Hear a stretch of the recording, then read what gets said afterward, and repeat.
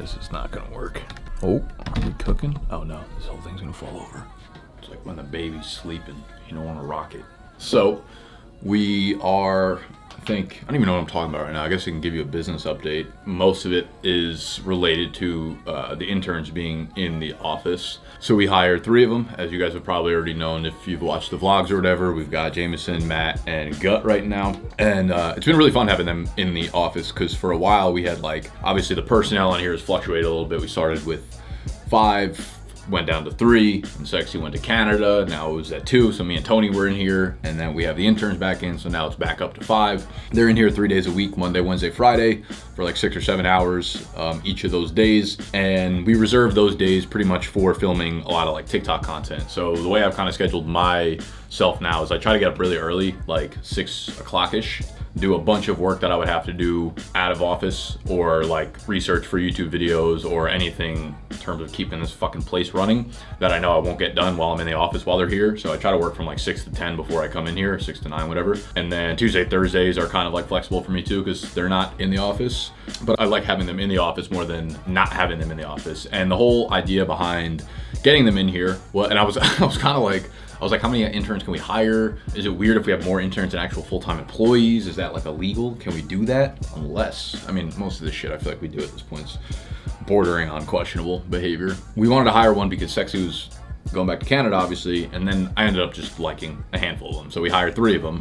And this is kind of where we're at business-wise is all the investment that we're going to be making now over the next year, 2 years, 3 years is pretty much going to be into personnel and into people, into scaling what we're doing. And what they're realistically doing here is making sure that we have content at scale on all the major platforms, YouTube, Twitter, TikTok, and Instagram at scale, but most importantly, making sure that it's native on each platform. Because for a while, what we were kind of doing is doing as much as we could with the people we had, but pretty much transferring over the exact same content from platform to platform, right? We had the YouTube clip, we take it, put it up on TikTok, and if we had it, we put it up on Twitter, right? And it was it wasn't native to the platform. And for me, I think it starts to create bad content, right? And you're pushing, it's cool, it is your content, but it's not made for the platform, which dilutes your brand a little bit, in my opinion. So I wanted to make sure that making sure we had content at scale natively to all the platforms was theme number 1.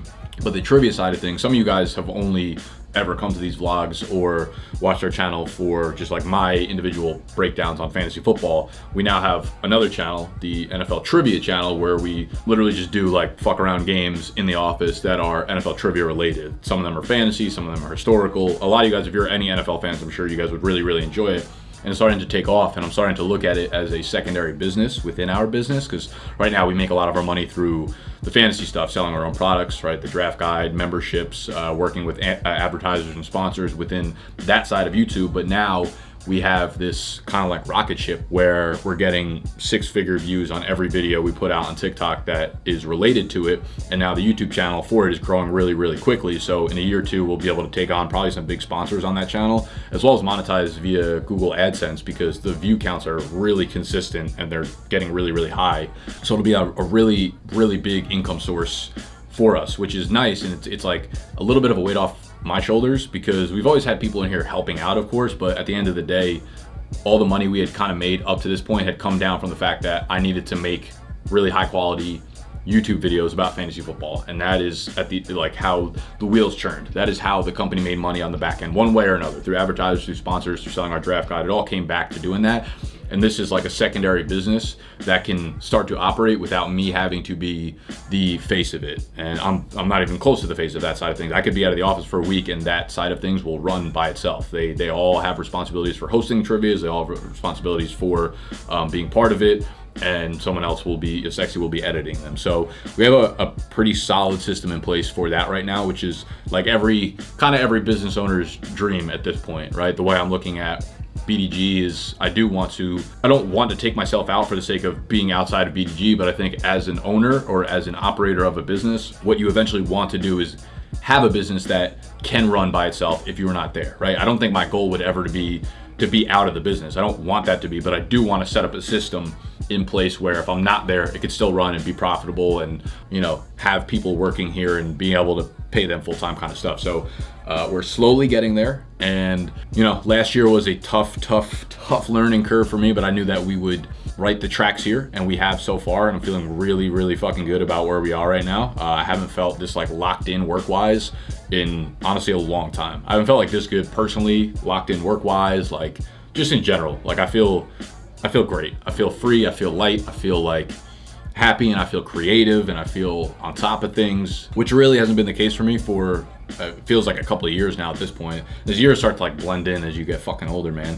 Have I not been happy since I was like 14? I don't know, man. It's crazy.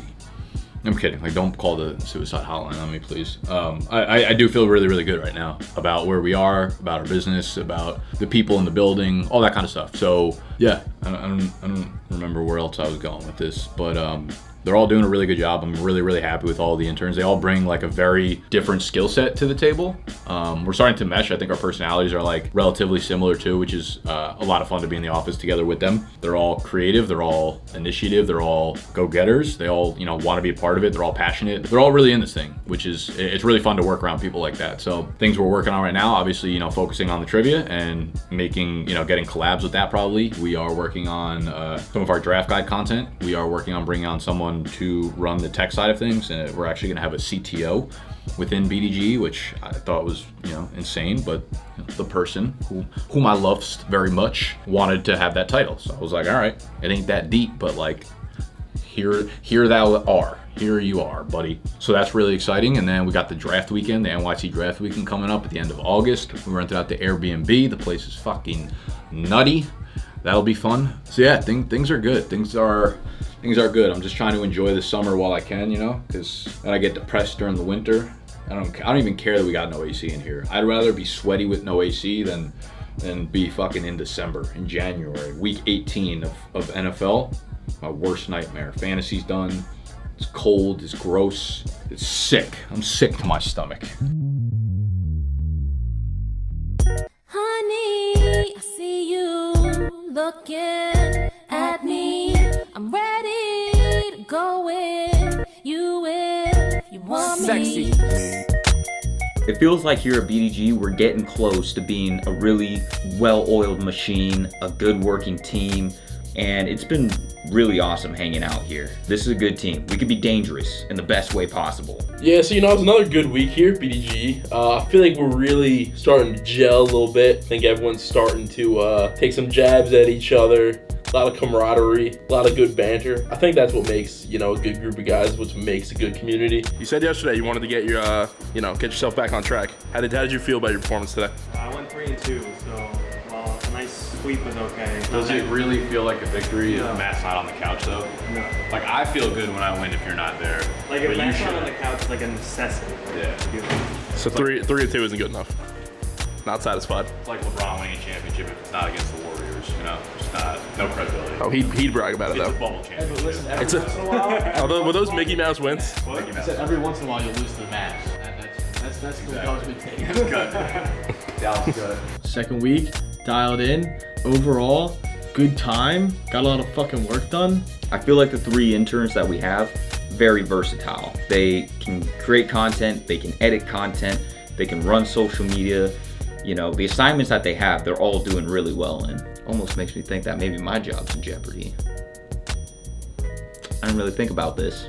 Yeah, I think last week Tony, he pretty much said we were, before the interns got there, that they were kind of, little seeded, little plant.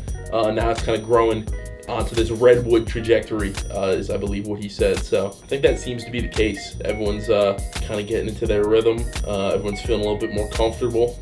Maybe I should be more worried. Are they trying to replace me? Is he trying to get rid of me? We'll kind of see how that progresses. Someone maybe gets a little bit too big of a head. We have to knock them down a few pegs. Who knows? Maybe that'll be me who gets too big of a head.